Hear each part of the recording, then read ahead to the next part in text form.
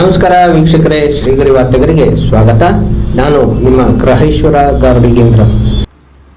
ದಿನಾಂಕ ಫೆಬ್ರವರಿ 19, 2026ರಂದು ಮೈಸೂರು ಜಿಲ್ಲಾ ಹಾಫ್ಕಾಮ್ಸ್ನ ನೂತನ ಅಧ್ಯಕ್ಷರಾಗಿ ಆಯ್ಕೆಯಾದ ಬಿಪಿ ಬೋರೇಗೌಡರು ಶ್ರೀಗರಿ ಸುದ್ದಿವಾಹಿನಿಯೊಂದಿಗೆ ಮಾತನಾಡಿದರು. ಮೊದಲನೇದಾಗಿ ನಮ್ಮ MH ಮರೇಗೌಡರ ಪಿತಾಮಹ ಅಂತ ಏನು ತೋಟಗಾರಿಕೆ ಪಿತಾಮಹ ಅಂತ ಏನು ಕರೀತಾ ಇದ್ದಾರೆ, ಅವ್ರನ್ನ ನೆನೆಸ್ಕೊಂಡು ನಾನು ಇವತ್ತು ತಮ್ಮ ಮುಂದೆ 4 ಮಾತನ್ನು ಹಂಚ್ಕೊತಾ ಇದ್ದೇನೆ. ಮೊದಲನೇದಾಗಿ ನಮಗೆ ದಿನಾಂಕ 5/2/2026 ಚುನಾವಣೆ, ಜಿಲ್ಲಾ ಹಾಫ್ಕಾಮ್ಸ್ ಚುನಾವಣೆ ನಡೀತು. ಆ ಚುನಾವಣೆಯಲ್ಲಿ ನಾವೆಲ್ಲರೂ ಸುಮಾರು 42 ಅಭ್ಯರ್ಥಿಗಳು ಸ್ಪರ್ಧಿಸಿದರು. ಆ 42 ಅಭ್ಯರ್ಥಿಗಳಲ್ಲಿ ನಮ್ಮ ಟೀಮಲ್ಲಿ ನಾವು ಅವಿರೋಧವಾಗಿ 2 ಅಭ್ಯರ್ಥಿಗಳು ಆಯ್ಕೆಯಾಗಿದ್ದರು. ಉಳಿದಂಥವ್ರನ್ನ ನಾವು 12 ಜನ ಕಣದಲ್ಲಿ ಉಳಿದಂಥವ್ರು. ಆ 12 ಜನದಲ್ಲಿ ನಾವು ಜನರ ಆಶೀರ್ವಾದದಿಂದ 10 ಜನನ ನಾವು ಗೆಲ್ಲಿಸ್ಕೊಂಡು ಪುನಃ ಆಯ್ಕೆಯಾದ ನಾವು. ಅದರಲ್ಲಿ ಹೊಸಬ್ರು ನಮಗೆ ಹಳಬರಲ್ಲಿ ನಾವು 3 ಹೊಸಬ್ರು ಬಿಟ್ಟರೆ ಇನ್ನು 11 ಜನ ಹಳಬರೇ ಬಂದವು ನಾವೆಲ್ಲ. ಅದರಲ್ಲಿ ಹಿಂದೆ ಇದ್ದಂಥ ಹೆಸರುಗಳು ಹೇಳ್ಬೇಕೇನಾದ್ರು ಹೆಸರುಗಳು ಬೇಕು. ಇದ್ದಂತಹ ನಾವು ಹಳಬರಲ್ಲಿ ಸುಮಾರು 11 ಜನ ಪುನರಾಯ್ಕೆಯಾಗಿ ಬಂದವು. ಅದೇ ರೀತಿ ಇವತ್ತು ನಾವೆಲ್ಲ ಒಗ್ಗೂಡಿ ಎಲ್ಲ ಜೊತೆ ಸೇರಿ ಇವತ್ತು ಅಧ್ಯಕ್ಷರು ಉಪಾಧ್ಯಕ್ಷರ ಚುನಾವಣೆ ದಿನಾಂಕ 19/2/2026 ಇವತ್ತು ಬೆಳಗ್ಗೆ ಸುಮಾರು 10:10ವರೆಗೆ ಪ್ರಾರಂಭವಾದಂಥದ್ದು, 1:00ವರೆಗೆ ಮುಕ್ತಾಯವಾದಂಥ ಅಧ್ಯಕ್ಷರ ಚುನಾವಣೆ ಇವತ್ತು.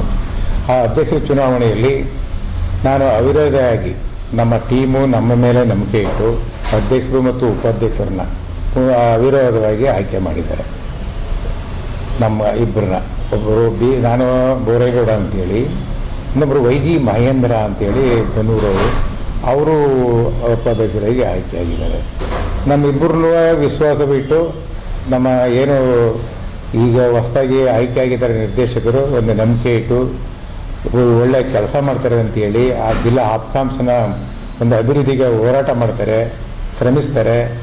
ಮುಂದೆ ನಮ್ಮ ನೌಕರರಿಗೆ ಇಲಾಖೆಯಲ್ಲಿ ಅವ್ರಿಗೂ ಸಹ ಕೆಲವು ನ್ಯೂನತೆಗಳು ಅಥವಾ ಸಹಾಯಗಳು ಏನಾದ್ರು ಮಾಡ್ತಾರೆ ಅನ್ನೋ ಒಂದು ನಂಬಿಕೆ ಮೇಲೆ ನಮಗೆ ಅಧ್ಯಕ್ಷರಾಗಿ ಆಯ್ಕೆ ಮಾಡಿದ್ದಾರೆ. ಜೊತೆಗೆ ಜಿಲ್ಲೆಯಲ್ಲಿ ನಮ್ಮ ರೈತರಿಗೆ ತಂದಂಥ ತರಕಾರಿಗಳು, ಹಣ್ಣು ಹಂಪಲುಗಳು ಅದನ್ನು ಹೆಚ್ಚಿನ ರೀತಿಯಲ್ಲಿ ತಗೋಬೇಕು ಅಂತೇಳಿ ಒಂದು ಕೂಗಿದೆ. ಇಲ್ಲಿ ನಮಗೇನಾಗಿದೆ ಅಂದರೆ ತಂದಂಥ ರೈತರ ತಾವು ಸುಮಾರು 5 ಟನ್ 6 ಟನ್ ತಗೊಳ್ಳುವಂಥ ಶಕ್ತಿ ನಮ್ಮಲ್ಲಿ ಇನ್ನೂ ಬಂದಿಲ್ಲ. ನಾವು ಕಡಿಮೆ ಅಂದರೆ ಒಂದು ದಿನಕ್ಕೆ ನಮಗೆ 1.5 ಟನ್ನು 2 ಟನ್ನು ಹೊರಗಡೆ ಹೋಗ್ತದೆ. ನಾವು ಒಂದು 3 ಟನ್ನು 4 ಟನ್ನು ಒಂದು ಡೈಲಿ ತಗೊಂಡು ಅದನ್ನು ಔಟ್ಲೆಟ್ಸ್ ಅಂತ ಏನು ನಮ್ಮದು 38 ಔಟ್ಲೆಟ್ಸ್ ಇದೆ. ಆ ಔಟ್ಲೆಟ್ಸ್ಗೆ ನಾವು ಇವತ್ತು ಅದನ್ನು ನಮ್ಮ ರೈತರು ಬೆಳೆದಂಥ ಹಣ್ಣು ತರಕಾರಿಗಳು ಸ್ವಲ್ಪ ಬೇರೆ ಕಡೆ ಅಂತ ಮೋಸಂಬಿನ ಬೇರೆ ನಾವು ಇಲ್ಲಿ ಬೆಳೀಲಿಕ್ಕಾಗಲ್ಲ, ದ್ರಾಕ್ಷಿ ಬೆಳೀಲಿಕ್ಕಾಗಲ್ಲ. ಈ ಥರ ತರಕಾರಿಗಳೆಲ್ಲವನ್ನು ನಮ್ಮ ಜಿಲ್ಲೆಯಾದ್ಯಂತ ಇದರಂತಕ್ಕಂಥ ರೈತರುಗಳು ಬೆಳೆದು ತಂದು ಇಲ್ಲಿ ಹಾಕ್ತಾರೆ. ಅದನ್ನು ನಾವು ಔಟ್ಲೆಟ್ಸ್ಗೆ ತಗೊಂಡೋಗಿ ನಮ್ಮ ನೌಕರರನ್ನ ಅಲ್ಲಿಗೆ ಅಪಾಯಿಂಟ್ ಮಾಡಿ, ಈಗ ಪರ್ಮನೆಂಟ್ ನೌಕರರು ಹೊರಗುತ್ತಿಗೆ ನೌಕರರನ್ನ ತಗೊಂಡು ನಾವು ಅಲ್ಲಿ ಕೆಲಸವನ್ನು ನಿರ್ವಹಿಸಿ ಅವ್ರಿಗೆ ಸಂಬಳವನ್ನು ಕೊಡುವಂಥ ನಿಟ್ಟಿನಲ್ಲಿ ನಾವು ಕೆಲಸವನ್ನು ನಿರ್ವಹಿಸ್ತಾ ಇದ್ದೀವಿ. ಇಲ್ಲಿವರೆಗೆ ನಮಗೆ ಲಾಭಾಂಶದಲ್ಲೇ ಇದೆ, ಲಾಭಾಂಶ ಇದೆ. ಇನ್ನು ಮುಂದಿನ ದಿನದಲ್ಲಿ ಇದಕ್ಕಿಂತ ಹೆಚ್ಚಿನ ರೀತಿಯಲ್ಲಿ ಲಾಭ ಪಡಿಬೇಕು ಅನ್ನೋದು ನಮ್ಮ ಆಸೆ. ಲಾಭ ಗಳಿಸ್ಬೇಕು ಮತ್ತು ಜಿಲ್ಲಾ ಹಾಫ್ಕಾಮ್ಸ್ ಅಂದರೆ ಒಂದು ಮಾದರಿಯಾಗಿ ಇರಬೇಕು ಅನ್ನೋದೇ ನಮ್ಮ ಆಸೆ ಇರೋದು. ನನ್ನ ಆಸೆ ಅಂತೂ ಮೊದಲಿಂದ ಇದೆ. 2013ರಲ್ಲಿ ಆಯ್ಕೆಯಾಗಿ 2016ವರೆಗೆ ಅಧ್ಯಕ್ಷನಾಗಿದ್ದಾಗ ಇಷ್ಟೊಂದು ಅನುಭವ ಕಡಿಮೆ ನನಗೆ ಆದರೂ ಅವತ್ತು ನಮಗೂ ಕೈಲಾದಷ್ಟು ಕೆಲಸ ಮಾಡಿ ಅವತ್ತು ಲಾಭದಲ್ಲಿದ್ದೆ. ನಾನು ಎಲ್ಲರನ್ನು ಜೊತೆಗೂಡಿ ಅವತ್ತು ಸಹ ನೌಕರರಿಗೆ 6ನೇ ವೇತನ, ತುಟ್ಟಿ ಭತ್ಯೆ, ಬೋನಸ್ಸು ಎಲ್ಲನೂ ಕೊಟ್ಟಂಥ ದಿನ ಅವತ್ತು. ಅದೊಂಥರ ಸುವರ್ಣ ಯೋಗತ್ತು. ನನ್ನ ಕಾಲದಲ್ಲಿ ಅವತ್ತು ಭಾರಿ ಲಾಭದಲ್ಲೇ ನಡೀತು. ಈಗಲೂ ನಾನು ನೌಕರರಿಗೆ ಇವತ್ತು 7ನೇ ವೇತನ ಕೊಡಬೇಕು ಅನ್ನೋದು ನನ್ನ ಆಸೆ. 7ನೇ ವೇತನ ನೌಕರರಿಗೆ ಕೊಡಬೇಕು. ಕಾರಣ ಇಷ್ಟೇ, ನೌಕರರಿಗೆ ಜಾಸ್ತಿ ಸಂಬಳ ಇಲ್ಲ ಇಲ್ಲಿ. ಅವರು ಕಷ್ಟಪಟ್ಟು ದುಡಿತಾರೆ, ಎಲ್ಲ ಕಷ್ಟಪಟ್ಟು ಬೆಳಿಗ್ಗೆ ಸಾಯಂಕಾಲಕ್ಕೆ ಬಂದು ದುಡಿತಾರೆ. ಆ ಸಂಬಳ ಅವರ ಮಕ್ಕಳೇ ಅಥವಾ ಕುಟುಂಬಕ್ಕೆ ಸಾಕಾಗ್ತಿಲ್ಲ. ಹಾಗಾಗಿ ನಾವು ಮುಂದಿನ ದಿನದಲ್ಲಿ ನನ್ನ ಕಮಿಟಿಯನ್ನು ಜೊತೆ ತಗೊಂಡು ನನ್ನ ಉಪಾಧ್ಯಕ್ಷರಾದ YG ಮಹೇಂದ್ರ ಅವರ ಜೊತೆ ಕೂರಿಸಿ ನಮ್ಮ ಎಲ್ಲರ ಜೊತೆಲಿ ಮಾತಾಡಿ 7ನೇ ವೇತನ ಮತ್ತು ಈ ತುಟ್ಟಿ ಭತ್ಯೆ ಅಂತ ಬರುತ್ತೆ, ಗ್ರ್ಯಾಜುಯಿಟಿ ಇದೆ, ಅದನ್ನು ಅನೌನ್ಸ್ ಮಾಡುವಂಥೇಳಿ ಅದೊಂದು ಮನಸ್ಸಲ್ಲಿ ನನ್ನಲ್ಲಿದೆ. ಅದನ್ನು ಅನೌನ್ಸ್ ಮಾಡ್ತೀವಿ. ಜೊತೆಗೆ ನಮಗೆ ಈಗ ಒಂದು 4-5 ವರ್ಷದಿಂದ ಜ್ಯೂಸ್ ಫ್ಯಾಕ್ಟ್ರಿ ಮಾಡಬೇಕು ಅನ್ನೋದು ನಾವು ಪ್ರಯತ್ನ ಪಟ್ಟು ಅದರಲ್ಲಿ ನಮಗೆ ಈಗ ಆಗಲೇ ನಮಗೆ 50 ಲಕ್ಷ ಬಿಡುಗಡೆ ಆಗಿದೆ. ಅದನ್ನು ಬಿಡಿಸ್ಕೊಳ್ಳೋಕ್ಕೆ ನಾವು ಈ KHF ಇಂದ ದುಡ್ಡು ಹಣಗಳನ್ನ ಬಿಡುಗಡೆ ಮಾಡ್ಕೋಬೇಕು. ಅದನ್ನು ಇದು ನಮ್ಮ ಲಲಿತಮಾಲ್ ಹಿಂಭಾಗ ನಮ್ಮದು ತೋಟಗಾರಿಕೆದು ನಮ್ಮದೇ ಆದ ಜಾಗ ಇದೆ. ಅಲ್ಲಿ ಮಾಡಲಿಕ್ಕೆ ನಾವೆಲ್ಲರೂ ಪ್ರಯತ್ನ ಪಟ್ಟು ಈಗ ಅದನ್ನು ಒಂದು ಹಂತಕ್ಕೆ ತಂದು ಇಟ್ಟಿದ್ದೇವೆ. ಈಗ ಅದು ನಾವು ಜ್ಯೂಸ್ ಫ್ಯಾಕ್ಟ್ರಿನ ನಾವು ಮಾಡಬೇಕು. ಈಗ ಅದನ್ನು ನಾವು ಈಗ ನಾನು ಅಧ್ಯಕ್ಷನಾದ ಮೇಲೆ ಅದಕ್ಕೆ ಚಾಲನೆ ಕೊಡಬೇಕು.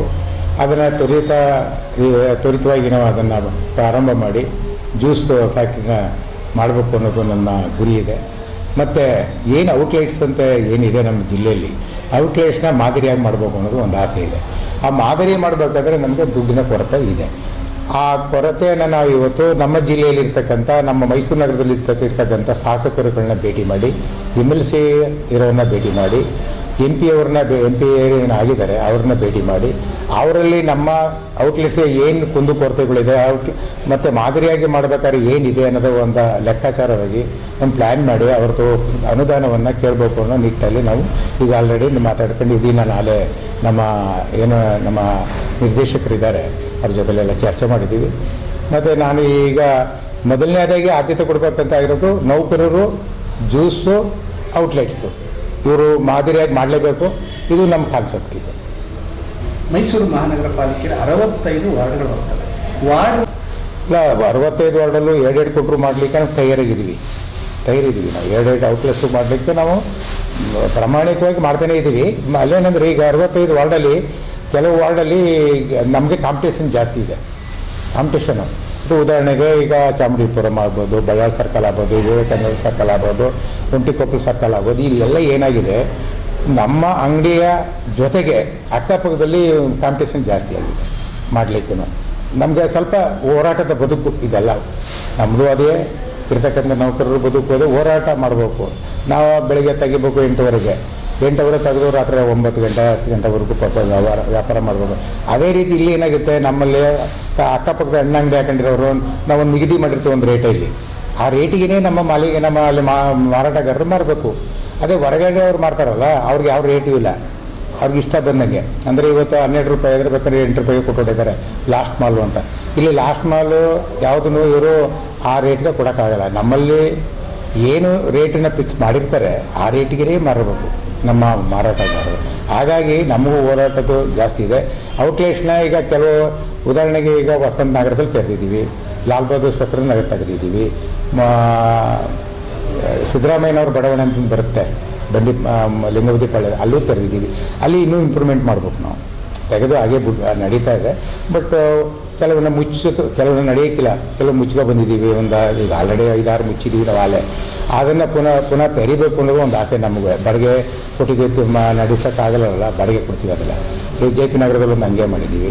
ಹಾಗಾಗಿ ಮುಂದಿನ ದಿನದಲ್ಲಿ ನೌಕರರ ಕೊರತೆ ನಮಗೆ ಇರೋದ್ರಿಂದ ನಮ್ಮ ಜಿಲ್ಲೆಯ ಮಾನ್ಯ ಮುಖ್ಯಮಂತ್ರಿಗಳು ಸಾಹೇಬರು ಏನಿದ್ದಾರೆ ಅವರ ಗಮನಕ್ಕೆ ತಂದು ಆಗ ಇದೆಲ್ಲ ನಮ್ಮ ಕುಂದುಕೊರತೆಗಳನ್ನ ಮುಂದೆ ಇಟ್ಟು ನಮಗೆ ಅನುಕೂಲ ಮಾಡ್ಕೋಬೇಕು ಅಂತೇಳಿ ನಾವು ಎಲ್ಲ ಮಾತಾಡ್ಕೊಂಡಿದ್ದೀವಿ. ಆಲೆ ಈ ಮುಂದಿನ ವಾರದಲ್ಲಿ ನಾವು ಈ ನಮ್ಮ ನೌಕರ ಇವರೆಲ್ಲರೂ ನಮ್ಮ ನಿರ್ದೇಶಕರನ್ನ ಕರ್ಕೊಂಡು ಅವರು ಭೇಟಿ ಮಾಡಿ ಈ ನಮ್ಮಲ್ಲಿ ಏನು ಸಮಸ್ಯೆ ಇದೆ ಆ ಸಮಸ್ಯೆನ ನಮಗೇನೇನು ಬೇಕು ಅನ್ನೋದನ್ನ ಅವರ ಒಂದು ಮನವಿ ಮಾಡಿಕೊಂಡು ಅಲ್ಲಿಂದ ಅನುದಾನನ ಕೇಳಬೇಕು ಅನ್ನೋದು ನಾವು ಈಗ ಆಲ್ರೆಡಿ ನನ್ನ ಮನಸ್ಸಲ್ಲಿ ಇರೋದ್ರಿಂದ ಮುಂದಿನ ವಾರದಿಂದ ಮಾನ್ಯ ಮುಖ್ಯಮಂತ್ರಿಗಳು ಮತ್ತು ಜಿಲ್ಲೆಯ ನಮ್ಮ ಉಸ್ತುವಾರಿ ಸಚಿವರು ಏನಿದ್ದಾರೆ ಮಾದೇವಪ್ಪನವರು, ಅವರು ನಮ್ಮ ಈ ಸ್ಥಳೀಯ ಶಾಸಕರುಗಳು ನಮ್ದು ಏನಿದ್ದಾರೆ ಈಗ ಹರೀಶ್ಗೌಡ್ರು ಆಗ್ಬೋದು, ತನ್ವೀರ್ ಸೇಠ್ ಆಗ್ಬೋದು, ಶ್ರೀವತ್ಸವ್ರು ಆಗ್ಬೋದು, MLCಗಳಿದ್ದಾರೆ, ಅವ್ರು ಭೇಟಿ ಮಾಡೋದು, ಈ MP ಭೇಟಿ ಮಾಡುವಂಥ ನಿಲುವನ್ನು ನಾವು ಮಾಡಬೇಕು ಅಂತೇಳಿ ನಾನು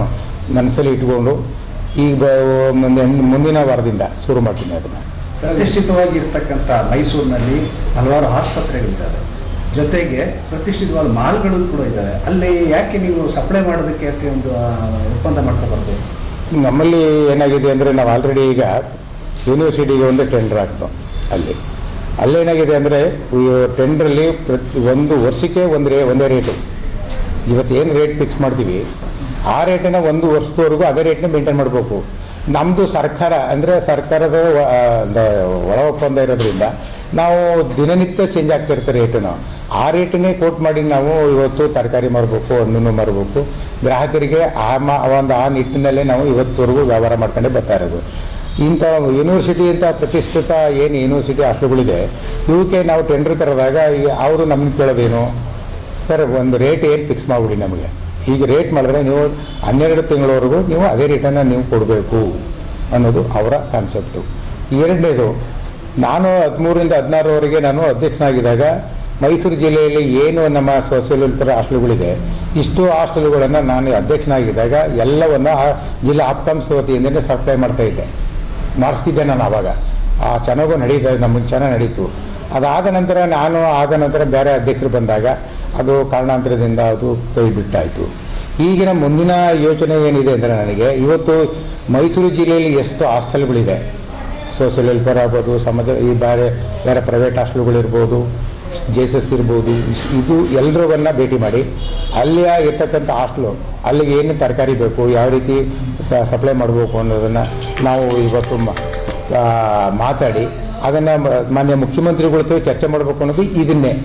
ಈಗ ಜಿಲ್ಲೆಯಲ್ಲಿ ಈಗ ಬಾಳೆಹಣ್ಣು ಕೊಡ್ತಾಯಿದ್ದಾರೆ, ಪಚ್ಚ ಬಾಳೆಹಣ್ಣು ಸರ್ಕಾರಿ ಸ್ಕೂಲ್ಗಳಿಗೆ, ಮೊಟ್ಟೆ ಕೊಡ್ತಾಯಿದ್ದಾರೆ. ಇದನ್ನು ನಾವು ಇವತ್ತು ಸನ್ಮಾನ್ಯ ಮುಖ್ಯಮಂತ್ರಿಗಳ ಜೊತೆಯಲ್ಲಿ ನಾವು ಈ ಭೇಟಿ ಮಾಡಿ ನಮ್ಮ ಜಿಲ್ಲೆಯಲ್ಲಿ ಈ ಥರ ಆಗಿದೆ, ಅದನ್ನು ನಮ್ಗೆ ಅದನ್ನು ಅನುಕೂಲ ಮಾಡಿಕೊಡಿ ಅಂತೇಳಿ ಮಾನ್ಯ ಮುಖ್ಯಮಂತ್ರಿಗಳು, ಜಿಲ್ಲಾ ಉಸ್ತುವಾರಿ ಸಚಿವರು ಮಾದೇವಪ್ಪನವರು, ಸನ್ಮಾನ್ಯ ಸಿದ್ದರಾಮಯ್ಯ ಸಾಹೇಬರನ್ನ ಭೇಟಿ ಮಾಡಬೇಕು ಅಂತೇಳಿ ನಾವು ತೀರ್ಮಾನ ಮಾಡಿದ್ದೀವಿ. ಅದೇ ರೀತಿಯಲ್ಲಿ ಮುಂದಿನ ವಾರ ನಾವು ಎಲ್ಲರೂ ಹೋಗಿ ಅವ್ರನ್ನ ಮನವಿ ಮಾಡ್ತೀವಿ. ಮತ್ತು ಮನವಿ ಪತ್ರವನ್ನು ಕೊಟ್ಟು ಸಾಧ್ಯವಾದಷ್ಟು ನಮ್ಮ ಕೆಲಸ ಮಾಡಲಿಕ್ಕೆ ಏನೇನು ಬೇಕು ಎಲ್ಲವನ್ನು ಅವ್ರ ಹೇಳ್ಕೊಂಡು ಮಾಡಿಸ್ಕೋಬೇಕು ಅಂತೇಳಿ ತೀರ್ಮಾನ ಮಾಡಿದ್ದೀವಿ. ಮತ್ತೆ ಮುಂದಿನ ವಾರ್ತೆಗರಿಯಲ್ಲಿ ಭೇಟಿಯಾಗೋಣ. ಶ್ರೀಗರಿ, ನಿಮ್ಮ ಮನದಾಳದ ಗರಿ. ನಮಸ್ಕಾರ. ಶ್ರೀಗರಿ, ನಿಮ್ಮ ಮನದಾಳದ ಗರಿ. ಶ್ರೀಗರಿ, ನಿಮ್ಮ ಭಾವನೆಗಳ ಗರಿ. ಶ್ರೀಗರಿ, ನಾಡಿನ ಹೆಮ್ಮೆಯ ಗರಿ. ಮನಗಳ ಗರಿದು ಶ್ರೀಗರಿ, ತನುಮನ ಧನಗಳ ಗರಿದು ಶ್ರೀಗರಿ, ವಿಶ್ವದ ದೇಶದ ನಾಡಿನ ಗರಿದು ಶ್ರೀಗರಿ. ಶ್ರೀಗರಿ ಶ್ರೀಗರಿ ಶ್ರೀಗರಿ ಶ್ರೀಗರಿ ಶ್ರೀಗರಿ, ನಿಮ್ಮ ಮನದಾಳದ ಗರಿ.